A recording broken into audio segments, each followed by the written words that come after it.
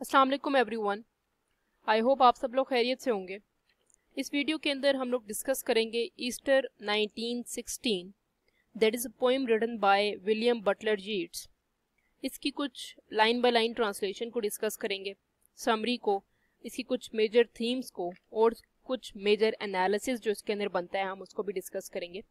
So let's start with this line by line study. The stanza number 1 starts with I have met them at close of day, मतलब दिन खत्म हो रहा था तो मैं इनसे मिला। कमिंग विद विविड फेस, वश्त वाले फेस जो होते हैं, ठीक है, उनके साथ डिफरेंट किस्म के जो फेस हैं उन ठीक है वो आ रहे थे। फ्रॉम काउंटर और डेस्क अमंग ग्रे, ठीक है, और कहाँ पर आ रहे थे? ग्रे से मुराद यही है कि थोड़े अधेड़ उम्र के, ठीक है, और काउंटर जहाँ पर बेल्स वगैरह की होती, ठीक है, 18th सेंचुरी हाउसेस। तो बता ये रहे हैं कि ये 18th सेंचुरी के हाउसेस जो उस टाइम के बने हुए हैं, ठीक है। I have passed with the nod of the head, nod का मतलब सर हिलाना, और मैं आगे निकल गया सर हिला के। और पोलाइट मीनिंगलेस वर्ड, और हल्के फुल्के से मीनिंगलेस मतलब जिसके अंदर कोई मायने ना हो। और have lingered a while and sad, ठीक है, और थोड़ी देर के लिए मतलब मैं खड़ा हुआ, ठीक है। लिंगर्ड का मतलब कि थोड़ा देर के लिए रुका और कुछ बोला और फिर चल दिया। पोलाइट मीनिंगलेस वर्ड, फिर दोबारा से बगैर कोई मायनी खेज वर्ड्स के बगैर। And thought before I had done of a mocking tale or a gibe. मॉकिंग tell का मतलब होता है कि कोई जो कह सकते हैं, मॉकिंग का मतलब होता है मजाक उड़ाना, जाइब का मतलब भी मजाक उड़ाना। टू प्लीज अ कंपेनियन, ताकि इर्द गिर्द के लोगों को थोड़ा सा खुश कर सकें। Around the fire at the club, जहाँ पर उन्होंने लगाई हुई थी फायर सी क्लब के बाहर। Being certain that they and I but lived where motley is born, मतलब वो अपने कुछ कंपेनियन को खुश कर रहे हैं, ठीक है, जो जहाँ पर कोई बाहर आग लगाई हुई है वो अपने कंपेनियन के साथ बैठे हुए हैं, वो उनको कुछ टेल वगैरह सुना रहे हैं। Being certain that they and I, मुझे ये बात यकीन है कि मैं और वो, but lived where motley is born, motley का मतलब रंग रंग होना, ठीक है, is born. All change utterly, हर चीज़ बदल गई, हर चीज़ चेंज अटरली बिल्कुल बदल गई। टेरेबल ब्यूटी इज बॉर्न, और एक खौफनाक सी खूबसूरती जो थी वो पैदा हो गई, ठीक है। ये था पहला stanza. Let's move towards second stanza. That women days were spent in ignorant goodwill, औरतों का जो दिन था वो गुजरा, इन इग्नोरेंट का मतलब जाहिलों की तरह। हर नाइट्स इन आर्गुमेंट, ठीक है, दलीलों में गुजर गई रातें। Until her voice grew shrill, shrill का मतलब होता तेज, उसकी जब आवाज हो गई तेज। What voice more sweet than hers, कितनी कोई आवाज कितनी खूबसूरत हो सकती है, उससे ज्यादा किसकी कितनी खूबसूरत होती है। यंग एंड ब्यूटीफुल, एक जवान और खूबसूरत। शी रोड टू हेयर्स, ठीक है, वो जो है वो घोड़सवारी भी कर सकती है। This man had kept a school and road our winged horse, मतलब हॉर्सेस वगैरह की जो है वो चलाती भी है, वो भगाती है और उसके भी घोड़सवारी कर देती है। Other his helper and friend, उसके जो अदर एक और बंदा है वो एक हेल्पर है, उसका दोस्त भी है। किसी एक औरत की यहाँ पर बात हो रही है, ठीक है। Was coming into his force, he might have won fame in the end, वो एंड पर कुछ ना कुछ जो है वो एजाज जरूर ले लेगा। So sensitive his nature seemed, so daring and sweet his thought, उसके ख्यालात बहुत खूबसूरत हैं, उसकी नेचर बहुत सेंसिटिव है। This other man I have dreamed a drunken when glorious flout, मतलब यहाँ पर एक औरत की बात हो रही है, ठीक है, जो कि बेसिकली हॉर्स राइडर भी है, हंटिंग भी कर लेती है। फिर उसके बाद उसकी हेल्पर और उसकी फ्रेंड की बात हो रही है।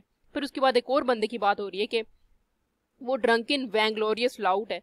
He had done most bitter wrong, उसने बहुत गलत काम किए हैं और वो ड्रिंकिंग भी करता है।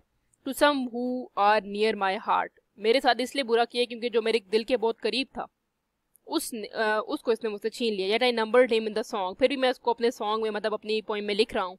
ही too has resigned his part, क्योंकि इसने भी अपना पार्ट शो किया है उस अपराइजिंग में। In the casual comedy he too has been changed in his turn, transform utterly, बदल गया था वो। A terrible beauty is born, एक खौफनाक सी खूबसूरती जो है वो पैदा हो गई है। Heart with one purpose alone, दिल एक ही सिर्फ जो मकसद है जो है उससे लिए जी रहा है। Through summer and winter seems enchanted a stone, enchanted का मतलब होता है कि जादूगर टाइप, ठीक है। स्टोन का मतलब पत्थर।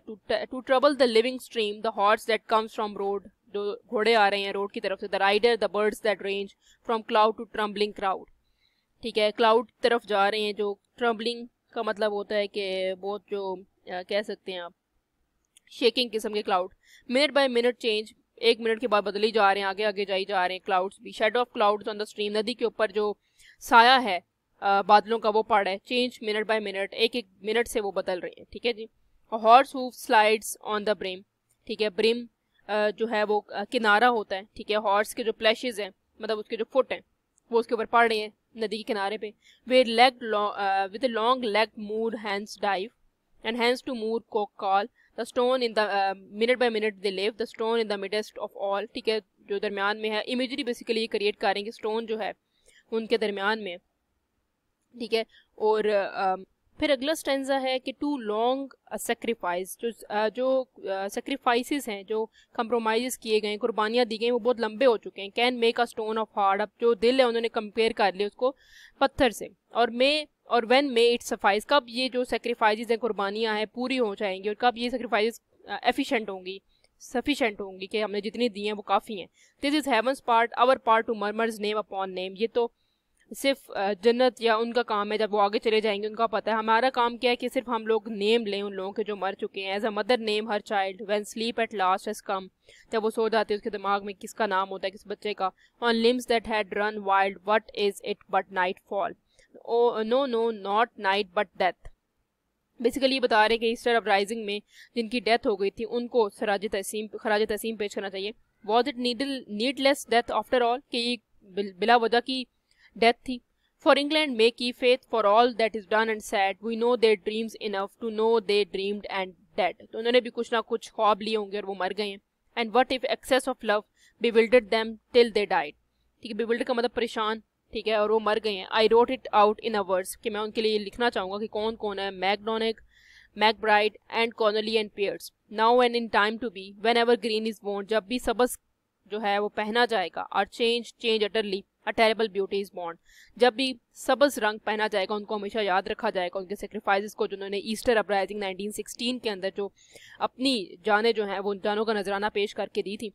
सो ये जो सारी पोइम है इसके टोटल 4 स्टेंजा हैं, और ये जो सारी पोइम है ये बेस्ड है आयरलैंड जब कंट्रोल कर रहा था ब्रिटिश जो था, ब्रिटिशर जो थे उन्होंने कंट्रोल लिया हुआ था आयरलैंड के पार्ट का एट दैट टाइम, ठीक है। और वो पहले स्टेंजा में डिस्क्राइब कर रहे हैं कि डबलिन का जो एरिया आयरलैंड का वो कैसा है, वे रेवोल्यूशनरीज जो हैं और रेबल्स जो थे लोग रहते थे वहाँ पर, ठीक है, और कैसे काम करते थे। और डबलिन का जो डबलिन जो है वो known as 18th century houses, 4 stories के बने हुए होते थे, 4 मंजिला इमारतें थी, घर थे, ब्रिक्स के बने हुए थे, ठीक है।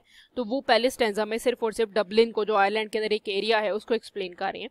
सेकंड स्टेंजा में यीट्स एक्सप्लेन कर रहे हैं द नेम ऑफ रेबल्स।